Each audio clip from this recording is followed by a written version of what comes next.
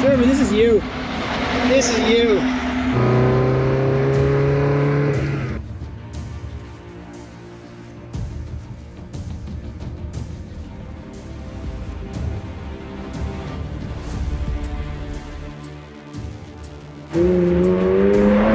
After 2 long years and countless of purchases and sales, I finally have my $400 Ferrari. As you can see, I am officially a Ferrari owner for the low price of initial $400. That's right, I never spent a dime out of my own pocket. And I now have this car right here. A 2002 Ferrari 360 Spider with 46,000 miles. And it is incredible, I think. I don't know, it finally arrived to my shop. We get to enjoy it. I'm gonna drive it all week. I'm gonna take you guys with me. I can already tell you, I'm shooting this after the week of driving it. There's lots of headaches and learning curves with owning a Ferrari, including buying the right apparel. My name is Craig from Flying Wheels. This is my $400 Ferrari. Let's get going. We're here. So this is the car. I love the wheels. And I love that he's got a car collection too.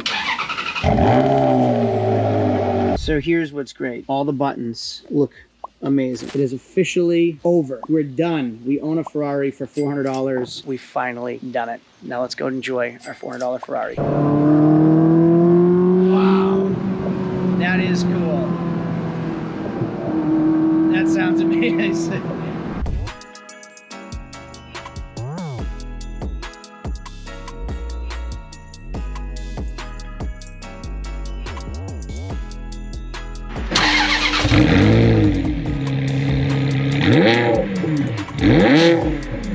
I've said it 100 times before and I'm gonna say it again. This is my $400 Ferrari. 2 years ago, I wanted to buy a Ferrari. I didn't want to spend the money to buy a Ferrari. So I came up with this idea. Hey, let's buy and sell cars starting with an initial investment of $400. Never take a dime out of my own pocket. Buy, fix, clean, sell until we can officially, like, one day afford a Ferrari. Well, I can tell you it took 2 years to purchase this Ferrari, and I finally have it, which is really amazing. I wanted to give up on this goal a dozen times. We went through COVID, we went through inflation, we went through like price hikes on Ferraris, and I can tell you this car wasn't worth what I paid for it 3 years ago, like pre-COVID. It was way less than I paid for it. Now I paid $86,000 plus shipping. I'm roughly into it for about $90,000 now, which means I actually have a surplus of $10,000. Now it is 47,012 miles on it. Has a Pioneer stereo, does have cold AC. It has F1 transmission, which to be honest with you was kind of weird. It was a learning curve. You'll see there's no park, reverse, neutral, drive. The way to get it in gear is not this right here. It's actually this right here. All right, if I pull these back, both of them together, that is neutral. If I pull one back, that is first. We'll pull this back again, both of them. And if I pull this back, that is reverse. It's an odd transmission. And what I'm told is it's not really particularly safe to drive in auto. It's actually better to shift manually, like 1, 2, blah, blah, blah. You get the point. 6-speed gated transmission like we used to see in like Rad Racer and all those video games where it goes like 1, 2, gated like this. That manual transmission, add like a premium of $30,000. So we're out of budget if I wanted the manual gated 6-speed, so we got it with the F1 transmission. Well, it's been a week. I've been very busy. So the car has still been sitting here because I can't get in it. Biggest first world problem I ever had. Battery died in my Ferrari and I can't get in it to drive it. So today we're gonna try to figure it out. I looked up in forum after forum, can't find a thing. I opened the wrong door. So battery is not under the hood. It is on the floor over here. You can actually see it's wired to a battery tender here. Looks like it's screwed in, so I can't even just get to the battery. It's kind of a lot of work. Unless I could just jump it here, which I can't. Bummer. So we have to dig in the heat. I'll be sweating for a few minutes. All right, so I want to show you something because I've used this regularly while I open the trunk. I leave certain emergency things in my car, in my wife's car, like in my boat, in my RV, definitely in my truck. One of the things I keep in all of my vehicles is a jump pack. This is my Avapow jump pack. Now, if I go in this Ferrari, you will see down here, there's a battery tender. Apparently these things die. So for that reason, I need to use my jump pack. Now I like this, I keep it in my boat. I don't think my boat video has released yet. This thing saved my boat. This is a waterproof case. This is portable power, okay? So this right here is my jump pack. This right here is a light. It's a regular flashlight. It also has strobe lights and it also has SOS. I can charge my phone with it, and it has USB outputs here and here, and then DC outputs. So I turn it on right here, and I can plug this in right here. That battery is stone dead. So if you push right here, this little button is forced to start, which will actually push more power out of this to your battery to allow the vehicle to start. I'm gonna plug this into my negative, I'm gonna plug this into my positive, and then you'll see this lights up green, telling me that it's ready to jump start a car. Now, if I cross the wires, it will beep, alerting me that I've crossed the wires. That jump pack can start cars, boats, tractors, RVs, my diesel Cummins Ram. And like I said, if the boat video hasn't come out yet, which it will, that thing saved my boat because I had an additional bilge pump in my boat that I connected to that portable power. Here we go. I think those are $199 on Amazon and on their websites. And if you click on the link down below, they're $119, which is just so worth it. Thank you, Avapow, for sponsoring this video. That isn't why I talked about this. I would have used it anyway because I use it all the time. You can buy them on Amazon or you can buy them right on their website. Both links are in the description. Thanks for Avapow. Let's get this car going. Now, there are lots of things you need to know when purchasing your first Ferrari. This is a perfect entry-level Ferrari. The 355s, they're dated. They're old technology. When you get into the 360 and then the 430, which is above this one, you start to get into modern technology, which is really cool. And it's essentially the same platform and they just keep improving or growing. So it was the 355, then the 360, now the 430, then did it go to a 455? What's after the 430? I forget. I'm not in that kind of money, so I don't even know. So this is the perfect car to get into the Ferrari world because you learn a lot about owning a Ferrari. And to be honest with you, a lot of this stuff you can work on yourself. I've had this car here for a little while now and I've learned a lot about it. We can do a lot of the services ourselves in-house versus paying Ferrari premiums. Now, along with the questions you need to ask are, has the timing belt been changed? When was it? Do you have service records for it? What's the clutch life left? Yes, it does have a clutch, even though it's an automatic. You need to know what the clutch life left is. This clutch was just serviced in February, so like 6 months ago, and it had 80% clutch life. I called the service repair shop that worked on this previously. I also called Ferrari of Fort Lauderdale to have them tell me what kind of services they had done to it. How did I know that stuff? Well, I pulled the Carfax, obviously. This video is not sponsored by Carfax, but I wanted to know the service records. Found out where it was serviced, call those dealers, and they actually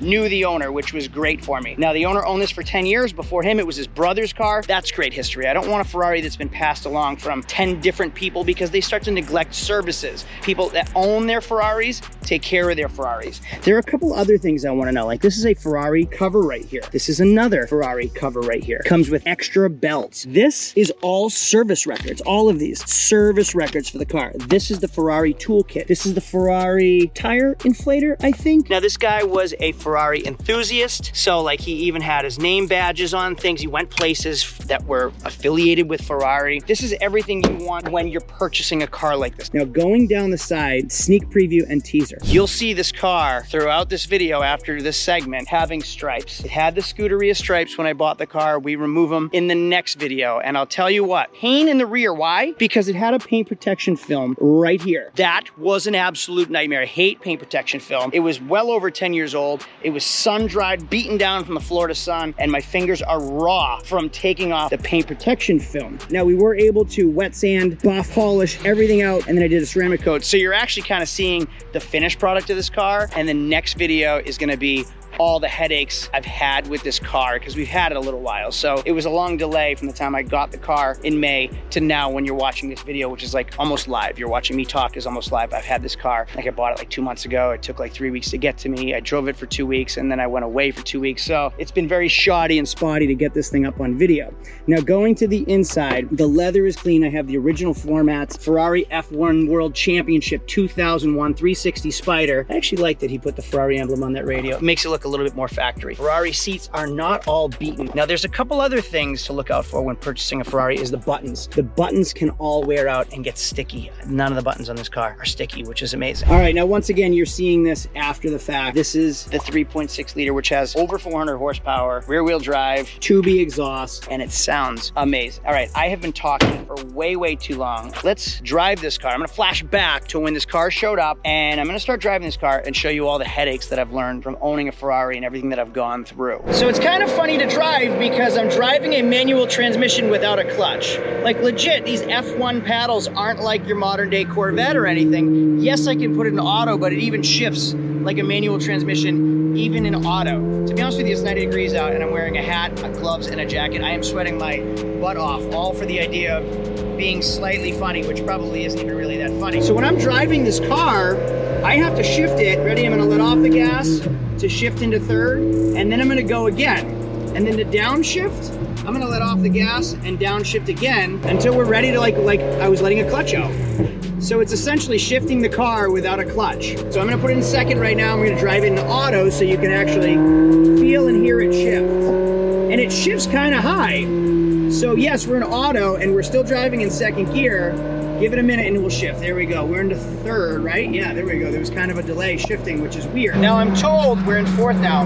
Don't drive in auto because we're in fifth now. It prematurely wears out the clutch, which is an expensive repair. So I typically drive this car with the F1 paddle shifters, which sounds better anyway. Putting the top down, the top is brand new. So I think it was just done.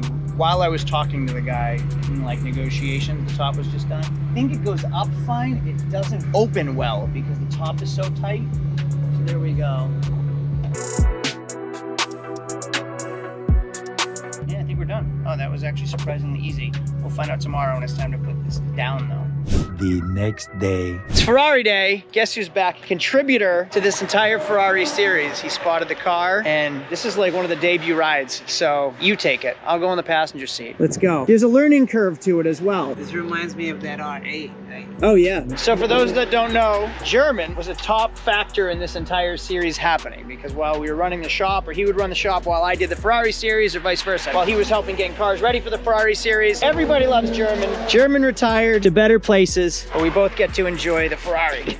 All right, so you gotta push the black button on the remote until that red light turns off, and now you can just turn it on.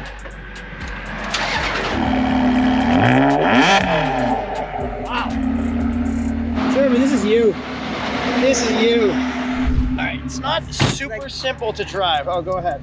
It's like the Maserati, right? Exactly like the Maserati. All right, so that's just reverse. Drive, you just tap it up. So it is a manual, so first gear, second gear is up or down shifts. We can put it in auto too right here, but it is more fun with the F1 paddle shifters. There's no clutch, but you will be shifting it manually.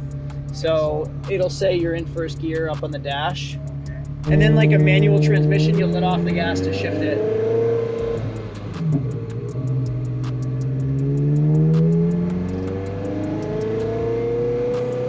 It actually has like, they put an aftermarket subwoofer and it has a good amount of bass to it. But you really don't need the radio with the engine sound. You drove the Corvette, right? The C8? Yes. It's like an older version of the C8. Like everything's power, so you have your front button, your powered top button. Check this out, right? This little 2002 F1 World Cup Championship, that's a cover for all your buttons. So I got this from, the previous owner owned it for 10 years. His brother owned it before that. He gave me like a stack of service records and the car cover, battery tender, extra parts, everything you'd want like when you're buying a Ferrari. He just put a $5,500 top on it. So it's a brand new top. What'd you say? How many speeds? I think it's a 6-speed. I don't know, will it go up anymore? Yeah, it's a 6-speed. But it revs at 10,000, so you're like cruising right now. You should have it way louder than this. It's like a Boston car. Oh yeah. In between the buildings, it'll echo. I had it in West Palm Beach and it just echoes off everything. The downshift is nice, isn't it?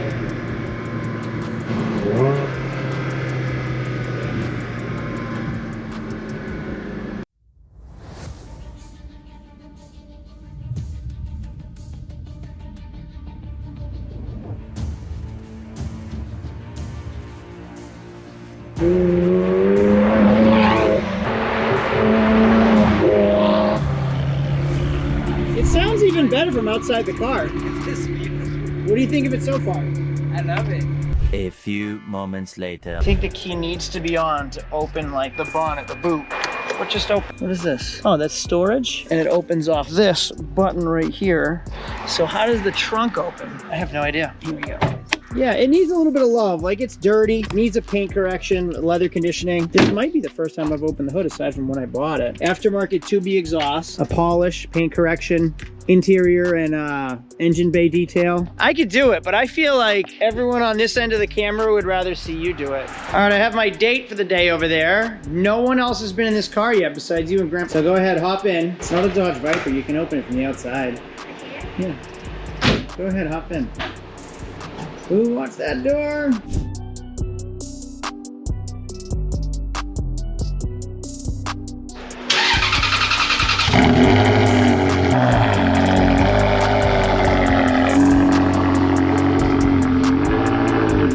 So here's something Florida doesn't have. Windy roads. This car is so much more fun on windy roads with the top down versus 110-degree sun blistering heat blasting on you on the highway. So props to New Hampshire for roads like this that have a 35-mile-an-hour speed limit, unfortunately. Look at that road, it's meant for a Ferrari. A few moments later. Even in New Hampshire, less than 30 minutes away, we have a beach as well. So it's funny, when I was a teenager, and even my father before me when he was a teenager, whenever we would get a cool car, like a new car, cool car, we'd take it to the beach to roll down the strip here. Here I am, middle-aged, still doing the same exact thing. I just said the story about my father and me both taking our cool cars to the beach. Look who's driving by us right now. I'd ask you guys to race, but I don't want to embarrass you. Let's find a parking spot. All right. I just made a video about how even when I was 16 years old, when I got a new car, I took it to the beach. And here I am middle-aged still doing the same thing. And I'm a senior citizen still doing it. Senior skip day means a whole new thing to me now as a teacher. Good point. It's chilly, so I packed appropriately. And it sounds amazing. You got a Ferrari jacket and a Ferrari hat. I didn't even notice it. Grandpa, nothing like advertising. Just hit the trunk button, right? This on the front. Oh, turn the key on one more. Do I hit the button? No, just turn it twice. That's good. You can shut it off now. There you go. Before navigation, it had a pop-up screen. Yeah, that's awesome. Pioneer in a Ferrari. Yeah, right? Yeah. You're not gonna say your line now after all that? No GPS? No GPS. No tilt wheel? No tilt wheel. It's awesome. What a beauty. We have a problem. Papa Kev's birthday, we had to get some balloons. There's no way we're making it home with these. Don't worry, We have no space for kids, we have no space for balloons. Luckily, we're on 2 streets over. My son just caught the first glimpse of the Ferrari. Check out, you can tell we're a car family. E-Tron, Corvette, Ferrari. That guy drives a Skyline too. Multiple Skylines.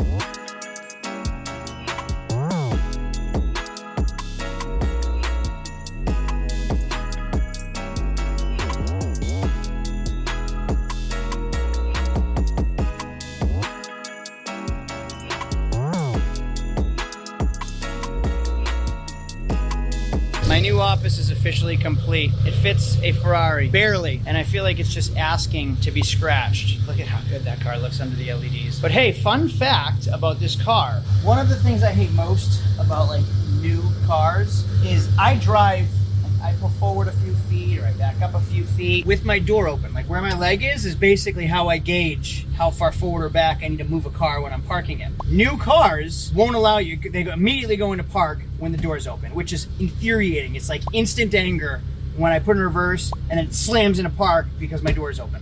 This is a trait, habit, skill I learned a long time ago. I judge the measurement based on where my leg is, and I'm sure a lot of you guys do too. That's new cars. This Ferrari, I'm gonna put it in drive with my door open, it won't use the gauge. And if I put it in first and then open the door and try to roll, it goes into neutral. Actually, I'm gonna set this, so watch, ready? The whole transmission's wonky because it won't even allow it, so it went right into neutral. So 20 years ago, they had the technology that we all use now that I hate. Let's see what happens if I do this. Ready? Ah, darn it. I guess I'm not going down with the convertible top, you piece of